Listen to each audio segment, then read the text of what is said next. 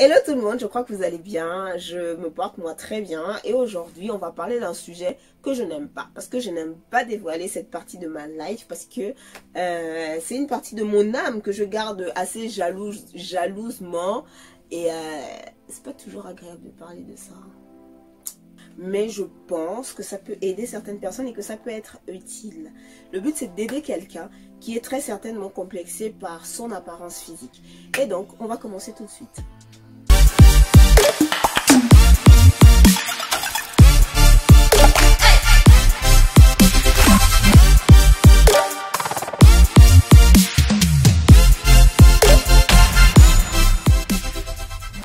Avant de commencer cette vidéo, si ce n'est pas encore fait, je vous invite à liker la vidéo juste en dessous et à vous abonner et à activer la cloche pour recevoir toutes les vidéos que je vais publier.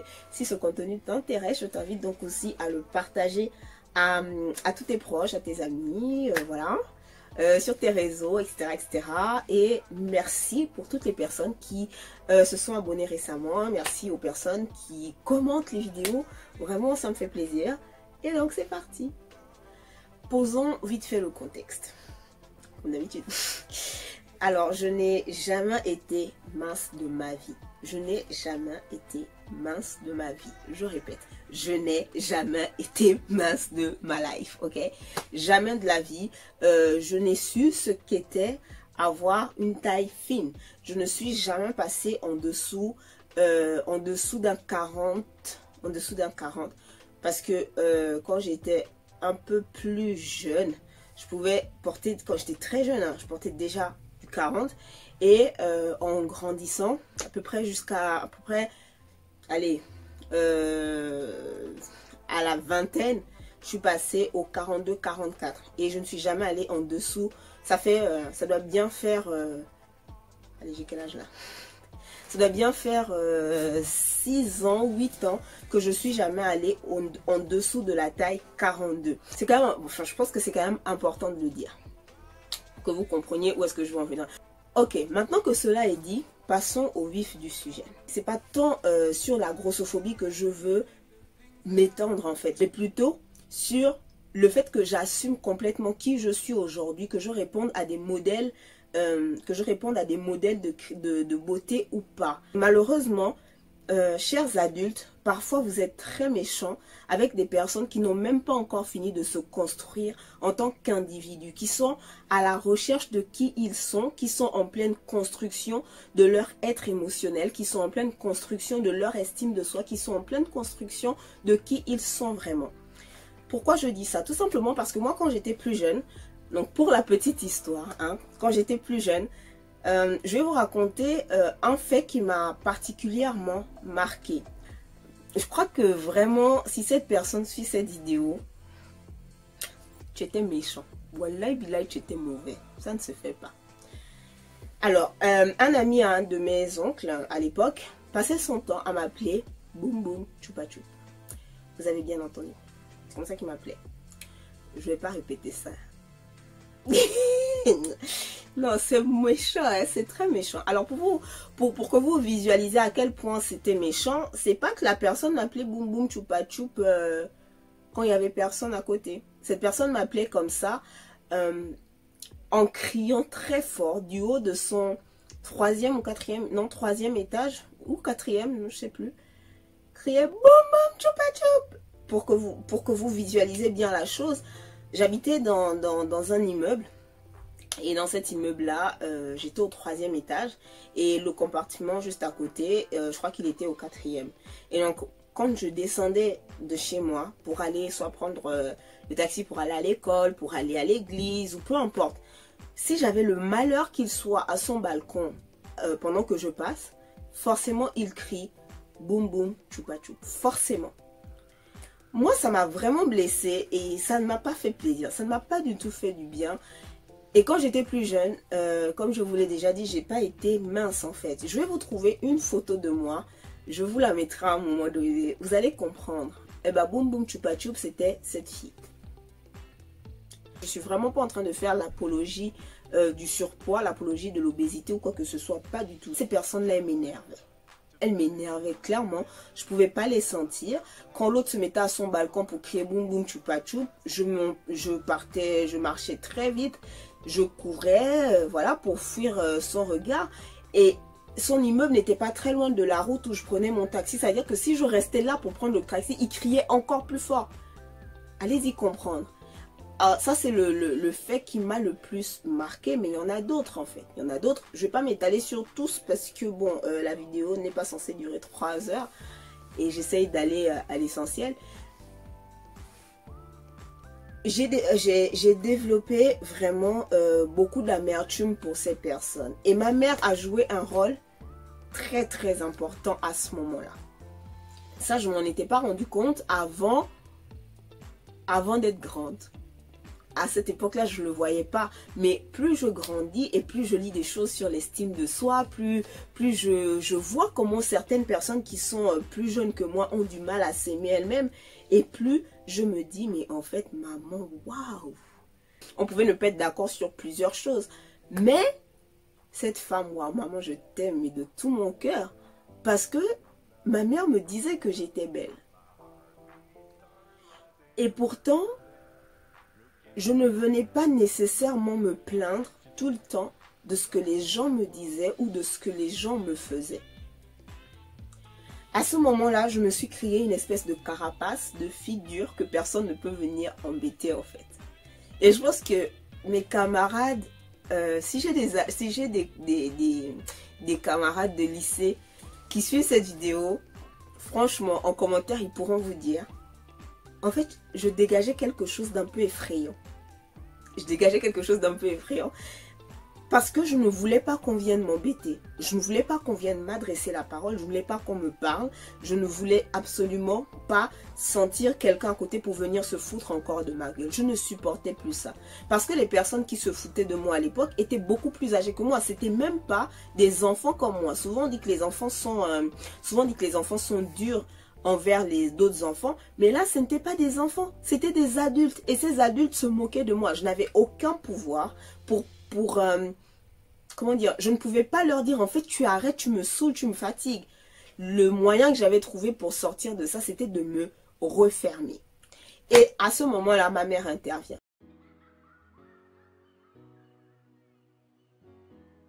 Ma mère me disait que j'étais belle. Elle me disait, Alexa, tu étais une très belle fille. Et d'ailleurs, tes sœurs aussi. Vous êtes toutes très belles. J'ai fait que des belles filles. Est-ce que moi, je peux faire des moches enfants? Et c'est pas faux. Ce qu'elle disait venait comme faire du balayage sur ce que les autres m'avaient dit. Ma mère me disait que j'étais une fille très intelligente. Et honnêtement, c'était pas faux. Non, sérieusement, c'était vraiment pas faux. C'était vraiment pas faux. J'étais plutôt une bonne élève. Je m'intéressais à l'art, particulièrement à la musique. Je jouais d'un instrument. Je commençais à jouer à la guitare quand j'avais 12 ans.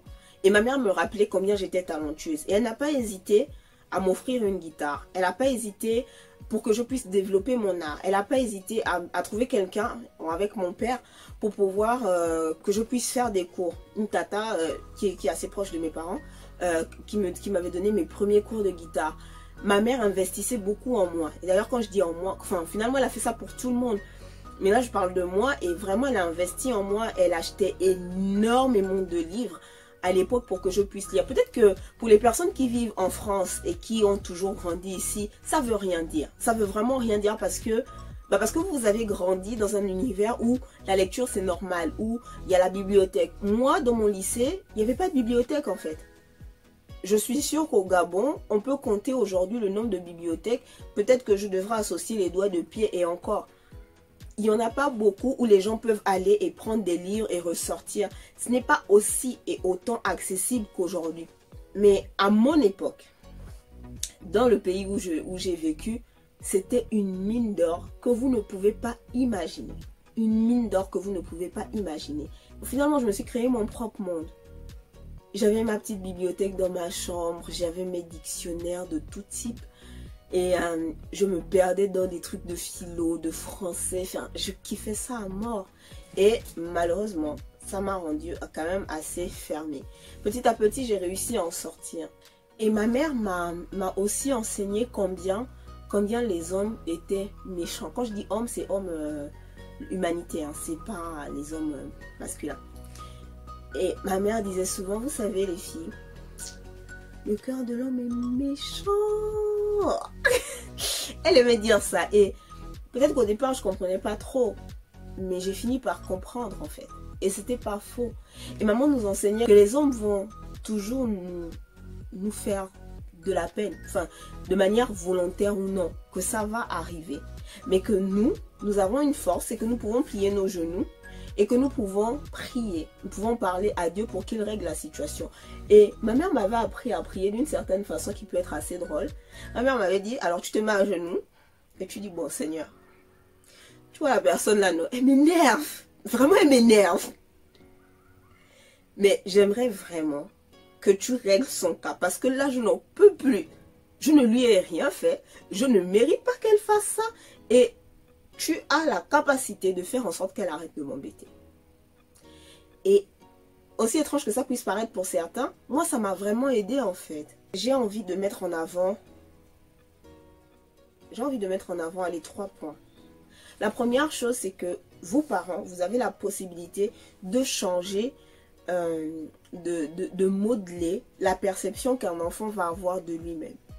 Et donc, ne permettez pas que quelqu'un à l'extérieur puisse changer la perception que votre enfant peut avoir de lui-même de manière négative. Parce qu'il y a des gens qui le font aussi, mais de manière positive, tant mieux. Mais tout ce qui est négatif, ne le laissez pas rentrer dans le cœur de votre enfant. Parce qu'une fois que c'est rentré, et le cœur que je considère comme une terre va prendre ces graines-là. Parce que les paroles, en réalité, c'est comme de la semence.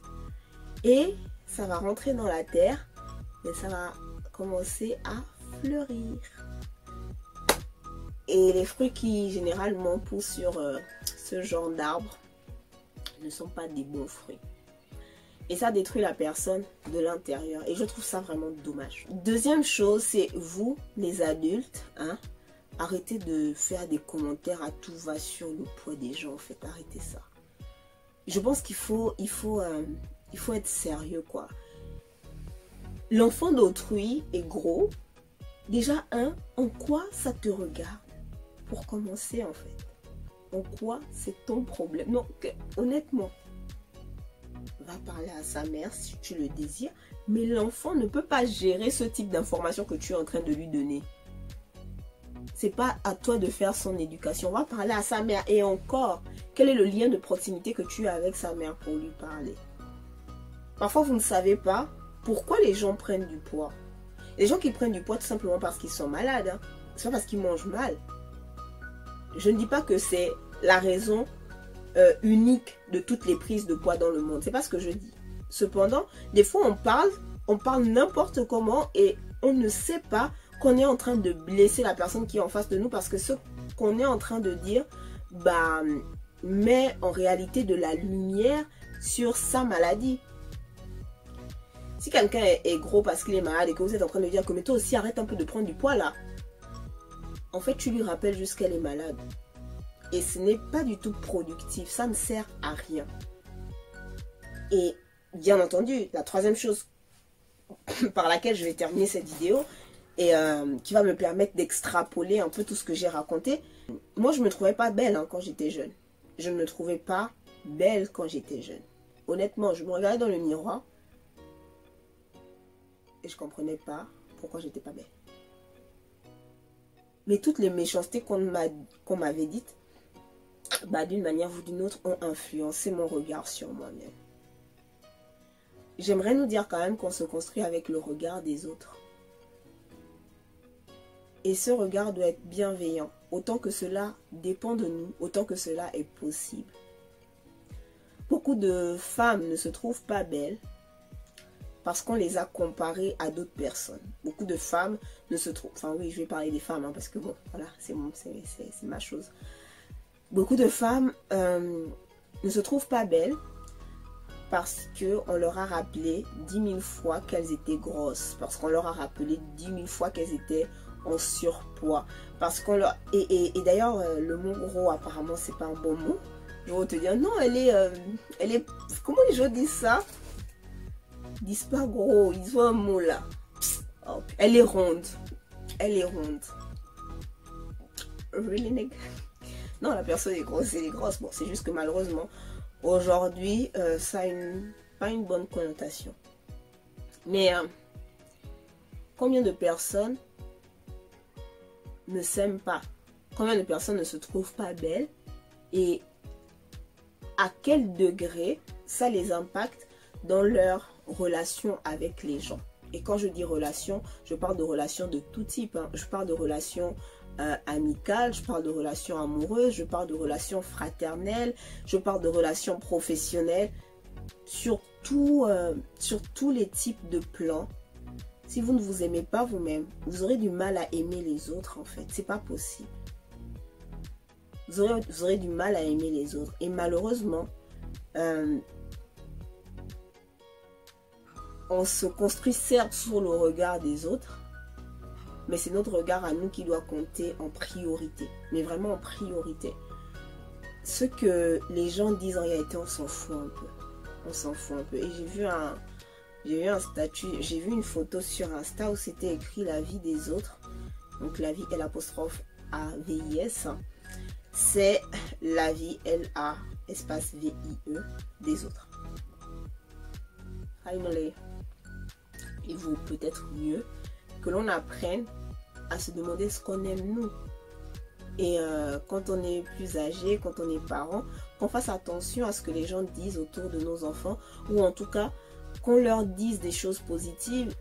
Pour terminer, je voudrais juste dire à quelqu'un qui ne se sent pas bien dans son poids, qui ne se sent pas bien dans son corps, soit parce que tu es trop fine, soit parce que tu es trop mince, soit parce que tu es trop grosse, soit parce que je sais pas moi, parce que tu as des bourrelets, parce que tu as des vergetures, parce que, peu importe la raison pour laquelle tu te sens pas bien. Peut-être parce que tu trouves que tu as un gros nez, peut-être parce que tu trouves que tes lèvres sont beaucoup trop charnues, peut-être parce que tu trouves que tu es trop noir de peau, peut-être parce que tu trouves que tu n'es pas assez clair. S'il te plaît, tu es toi et tu es ta propre norme de beauté, tu es ta propre norme. Et c'est ça le plus important. C'est ça l'essentiel. Voilà. Donc, c'est ce que j'avais à vous dire aujourd'hui. Et j'espère que ça aura encouragé quelqu'un à s'aimer tel qu'il est. Apprenez vraiment à vous aimer comme vous êtes. Comme vous êtes. Ne laissez pas les gens vous définir. Ne laissez pas la société vous dicter quoi que ce soit. D'accord ?